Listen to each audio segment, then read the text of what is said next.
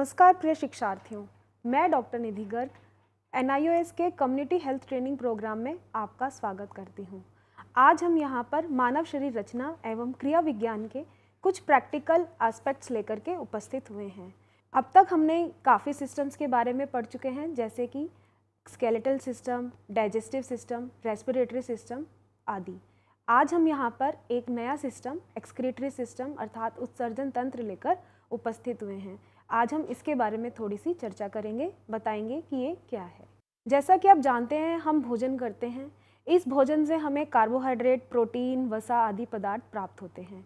ये पदार्थ पचने के बाद पाचन नलिका से अर्थात डाइजेस्टिव सिस्टम से रक्त कोशिकाओं द्वारा शरीर के विभिन्न टिश्यूज़ में, सेल्स में पहुँचते हैं, जहाँ ये मेटाबॉलिज्म अर्थात चयापचय अपचय की क्रियाओं से शरीर की कोशिकाओं में लगातार होने वाली टूट फूट और मरम्मत से कई प्रकार के अपशिष्ट पदार्थ, वेस्ट प्रोडक्ट्स जैसे कार्बन डाइऑक्साइड, जल वाष्प, अमोनिया, यूरिया, यूरिक एसिड आदि हानिकारक पदार्थ बनते हैं। मानव शरीर से इन्हें बाहर निकालना अनिवार्य होता है, क्योंकि ये मानव शरीर में अगर संचित रहेंगे तो ये नुकसान पहुंचाएंगे, क्योंकि ये विषैले होते हैं। किसी जीव के शरीर से इस विषाक्त अपशिष्ट अर्थात टॉक्सिक वेस्ट को बाहर निकालने की प्रक्रिया उत्सर्जन अर्थात एक्सक्रीशन कहलाती है। कार्बन डाइऑक्साइड और यूरिया मानव शरीर द्वारा उत्सर्जित किए जाने वाले प्रमुख अपशिष्ट हैं। कार्बन डाइऑक्साइड श्वसन की प्रक्रिया से पैदा होता है और यूरिया यकृत में अप्रयुक्त प्रोटीनों के अपघटन से बनता है। शरीर से अपशिष्ट बाहर निकालने के लिए शरीर में अलग अलग अंग होते हैं, जैसे त्वचा, फेफड़े, यकृत और वृक्क। त्वचा अपने पसीने के द्वारा कुछ लवणों को बाहर निकालती है और कार्बन डाइऑक्साइड, जल वाष्प श्वसन क्रिया द्वारा फेफड़ों से बाहर निकल जाते हैं। अमोनिया, यूरिया और यूरिक एसिड रक्त के कोशिकाओं द्वारा यकृत में पहुंचते हैं, जहां अमोनिया यूरिया में बदल जाता है। नाइट्रोजन के यौगिक यूरिया और यूरिक एसिड यकृत के द्वारा रक्त से गुर्दों में पहुंचते हैं। इस प्रकार गुर्दे यूरिया को रक्त से अलग कर इसका उत्सर्जन करते हैं। शरीर में कार्बोहाइड्रेट तथा वसा के उपचय अपचय से अर्थात मेटाबॉलिज्म से कार्बन डाइऑक्साइड तथा जल वाष्प का निर्माण होता है। कार्बन डाइऑक्साइड तथा जल वाष्प जैसे उत्सर्जी पदार्थों को फेफड़ों के द्वारा शरीर से बाहर निकाला जाता है। सोडियम क्लोराइड जैसे उत्सर्जी पदार्थ त्वचा द्वारा शरीर से बाहर निकाले जाते हैं। प्रोटीन के उपचय अपचय अर्थात मेटाबॉलिज्म से नाइट्रोजन वाले उत्सर्जी पदार्थ जैसे अमोनिया, यूरिया तथा यूरिक अम्ल आदि का निर्माण होता है। ये उत्सर्जी पदार्थ वृक्क के द्वारा शरीर से बाहर निकाले जाते हैं। आइए एक नज़र डालते हैं उत्सर्जी अंग और उत्सर्जी पदार्थों पर, जो अभी हमने पढ़ा है। इनको हमने एक यहाँ पे टेबुलर फॉर्म में आपको बताया है। जैसे वृक्क नाइट्रोजनी पदार्थ जैसे यूरिया, यूरिक एसिड, त्वचा से निकलने वाले उत्सर्जी पदार्थ हैं। श्वेत ग्रंथियों द्वारा पानी, यूरिया एवं अन्य लवण। फुफ्फुस अपशिष्ट गैस, कार्बन डाइऑक्साइड। आंतें, इनकी परत कुछ लवणों का उत्सर्जन करती है जो मल के साथ बाहर निकल जाते हैं। यकृत नाइट्रोजनी पदार्थ जैसे यूरिया, अमोनिया आदि।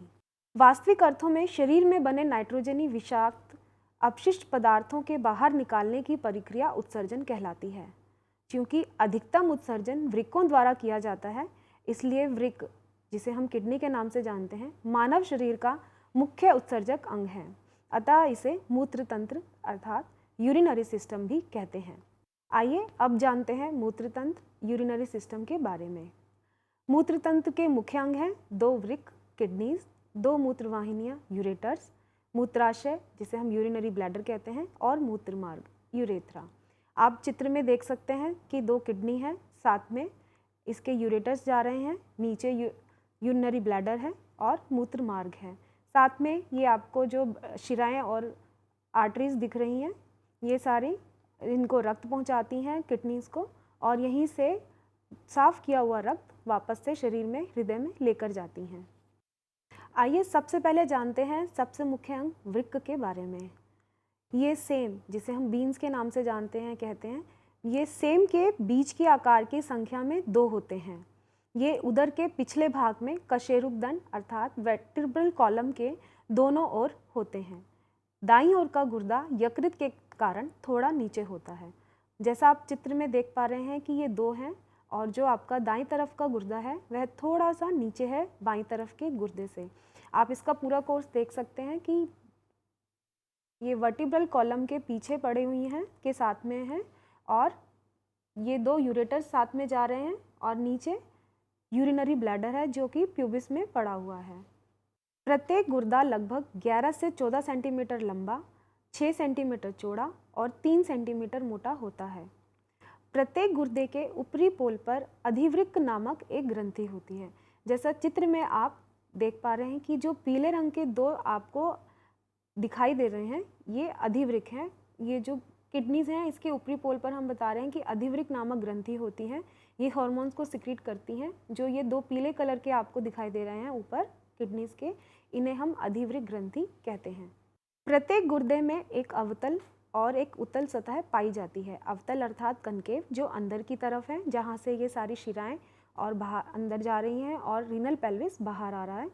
अवतल सतह को वृक्कीय नाभिका अर्थात रीनल हाइलम भी कहा जाता है। यहाँ से वृक्क धमनी इस अंग में प्रवेश करती है और वृक्क शिरा तथा मूत्रवाहिनी बाहर निकलती है। जैसा आप चित्र में भी देख पा रहे होंगे कि जो आपका कनकेव सरफेस है यहाँ से यूरेटर बाहर आ रहा है और जो आपकी रीनल आर्टरी है वो अंदर जा रही है और जो आपकी वेन है, रीनल वेन है, वह नीले रंग की जो है वह शरीर से बाहर आ रही है। गुर्दे का लॉन्गिट्यूडनल सेक्शन अगर हम उसको लंबाई में काटते हैं तो दो मुख्य संरचनाओं को दर्शाता है। ऊपरी भाग को वृक्कीय वल्कुट अर्थात रीनल कॉर्टेक्स और इसके भीतर के भाग को वृक्कीय मध्यांश रीनल मेडुला कहते हैं। आप जैसे चित्र में देख सकते हैं कि जो आपको ये पॉकेट से दिखाई दे रहे हैं ये आपका मेडुला का पार्ट है और मेडुला के बाहर वाला पार्ट जो प्लेन पार्ट आप देख रहे हैं यह है आपका रीनल कॉर्टेक्स है। जो मेडुला वाला पार्ट है वो डार्क ब्राउन कलर का अंदर आपको दिखाई दे रहा है। यहीं से आपका ये रीनल पेल्विस ये मिल करके रीनल पेल्विस बनाता है और ये बाहर आके यूरेटर की फॉर्म ले लेता है जो कि यूरिनरी ब्लैडर मूत्राशय तक जाता है। यहीं इसके ऊपर आप देख सकते हैं यहाँ पे भी कि अधिवृक्क ग्रंथियाँ हैं और ये आपकी आयोटा से निकलने वाली ब्रांचेज हैं जो कि नीचे तक आ रही हैं। वृक्क धमनी है, वृक्क शिरा है और ये आपका पूरा एक चित्र आप इसका देख सकते हैं। आप इसमें अच्छे से इसको देख पाएंगे। वृक्क की आंतरिक संरचना जो भी हमने आपको बताया कि बाहर जो वल्कुट का पार्ट है जहाँ पर ये आपका दिख रहा है बिल्कुल प्लेन पार्ट है, यहाँ रक्त शिराएँ आपकी जा रही हैं और बीच में मध्यांश जो हम रीनल मेडुला की बात कर रहे हैं वो बीच में जो आपको ये दिखाई दे रहे हैं कटे हुए से हिस्से वो आपके रीनल मेडुला हैं। ये रीनल पेल्विस जिसकी हम बात कर रहे हैं कि यही नीचे जाके यूरिनरी ब्लैडर मूत्रवाहिनी में कन्वर्ट हो जाता है। हमारे वृक्कों में रक्त लगातार प्रवाहित होता रहता है। वृक्क की धमनी रीनल आर्टरी वृक्क में अपशिष्ट पदार्थों से युक्त गंदा रक्त लाती है। वृक्क विषैले पदार्थ जैसे यूरिया व कुछ अन्य अपशिष्ट लवणों और रक्त में मौजूद अतिरिक्त जल का पीले तरल जिसे हम मूत्र कहते हैं के रूप में उनका उत्सर्जन करता है। वृक्क द्वारा साफ किए गए रक्त को वृक्क शिरा रीनल वेन लेकर जाती है। इस प्रकार गुर्दे छानने का काम करते हैं और इन पदार्थों को रक्त से अलग कर देते हैं। एक व्यक्ति के गुर्दे प्रति मिनट लगभग 120 मिलीलीटर रक्त छानते हैं। समस्त रक्त को छानने की क्रिया एक दिन में लगभग 30 बार होती है। छने हुए पदार्थ में यूरिया और यूरिक एसिड के अलावा अन्य हानिकारक पदार्थ भी पानी में घुले होते हैं।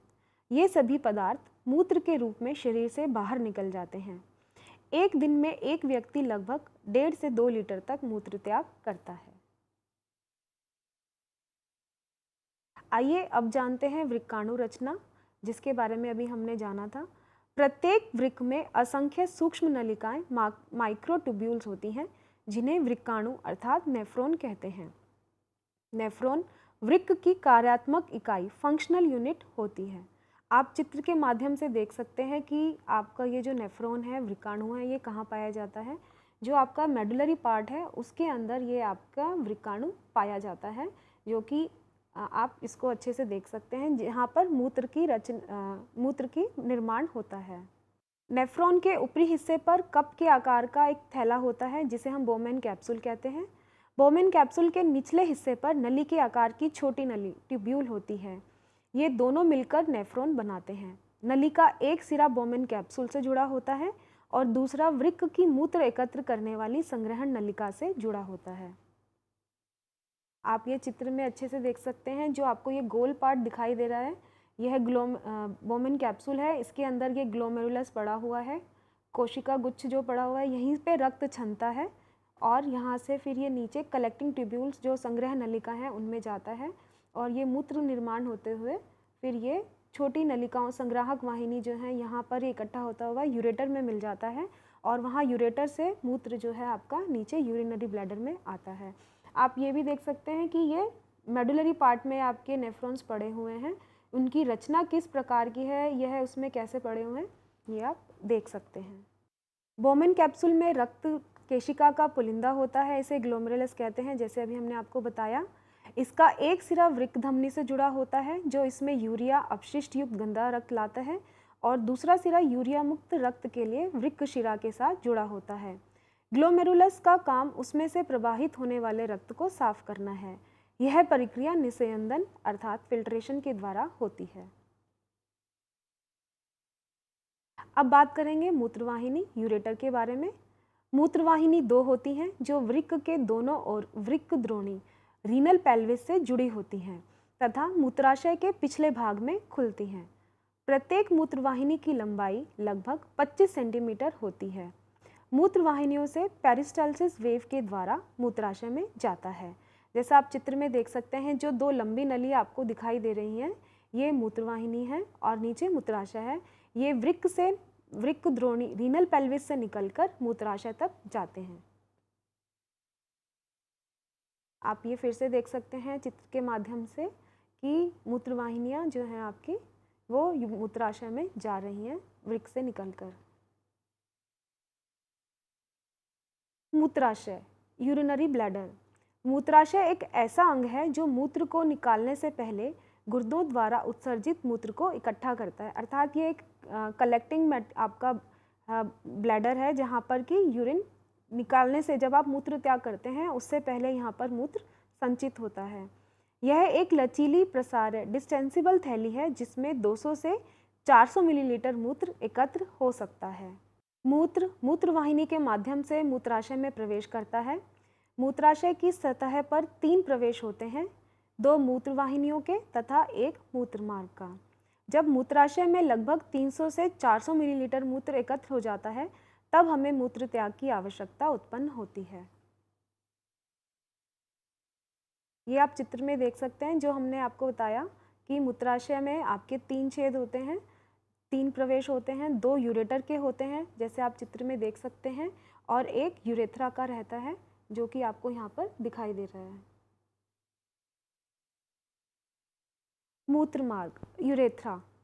मूत्रमार्ग एक नली है जो मूत्राशय को शरीर के बाहरी भाग के साथ जोड़ता है। आप चित्र में देख सकते हैं मूत्रमार्ग एक नली के समान आपको दिखाई दे रहा है जो कि यूरिनरी ब्लैडर से बाहर की तरफ आ रहा है।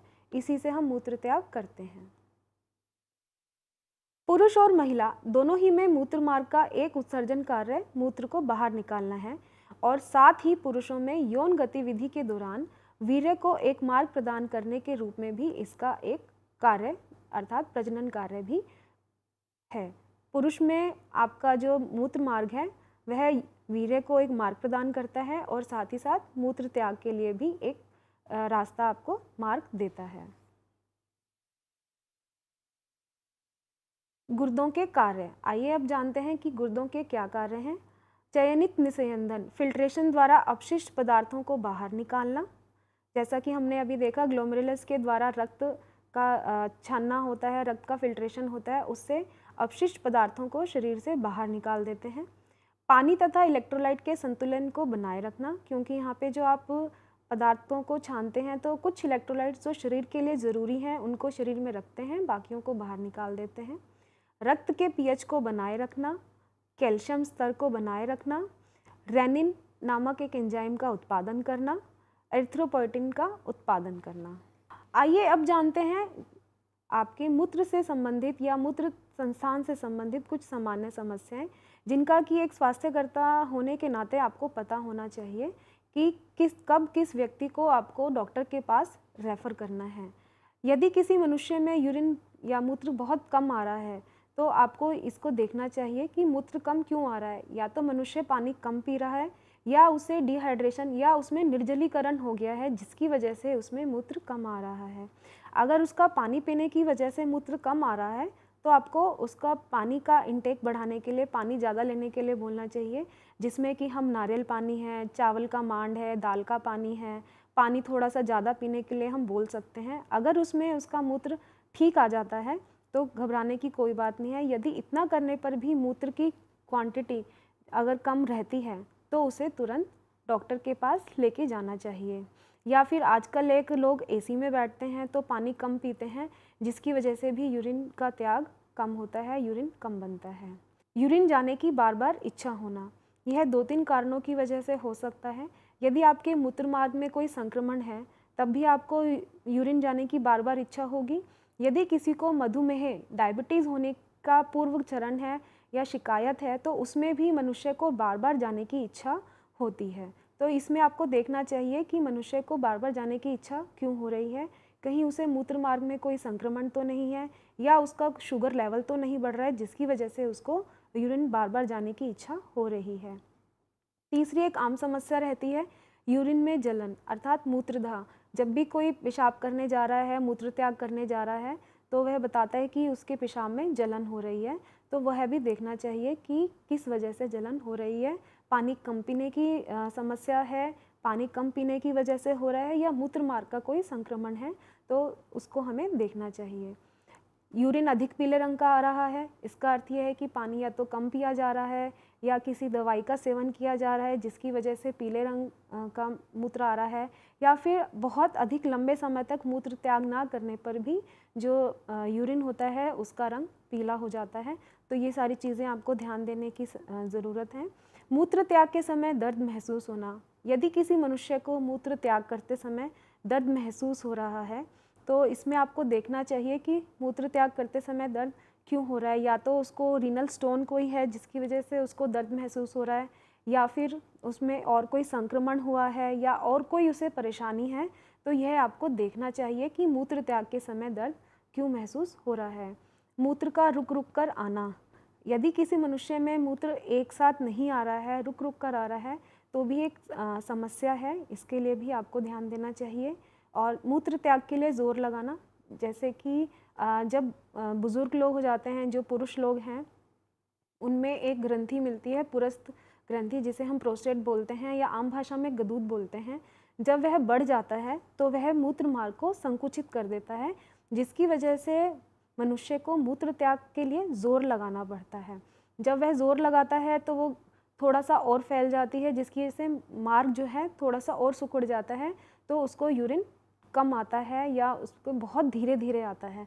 तो ये सब चीज़ें आपको देखनी चाहिए। एक स्वास्थ्य कार्यकर्ता होने के नाते आप इन सब चीज़ों को लोगों को जागरूक कर सकते हैं। यदि उन्हें इसमें से कोई समस्या महसूस होती है तो थोड़ा सा पहले घरेलू उपचार करके देखें कि अगर उनसे वो ठीक हो रहा है तो घबराने की बात नहीं है। आराम आगे से इस चीज़ का ध्यान रखें कि इस कमी की वजह से आपको ये समस्या हो रही है। अगर यह नहीं होती हैं तो उसके बाद आपको उस व्यक्ति को आपको डॉक्टर के पास रेफ़र कर देना चाहिए।